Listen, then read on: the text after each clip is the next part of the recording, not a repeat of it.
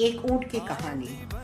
बचपन से आप लोगों ने ये ऊँट की कहानी तो सुनी होगी कि एक बार एक यात्री अपने ऊँट पे रेगिस्तान में जा रहा था।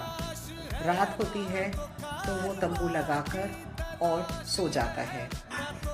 बहुत ठंड होती है तो ऊँट जो है वो थोड़ी सी जगह अपने मालिक से मांगता है।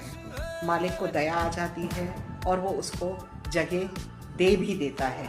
धीरे धीरे करके ऊँट जो है वो पूरी तरीके से तंबू में घुस जाता है और मालिक को बाहर कर देता है। तात्पर्य कहने का क्या है कि अपने रिश्तों में भी, जीवन में दान करें।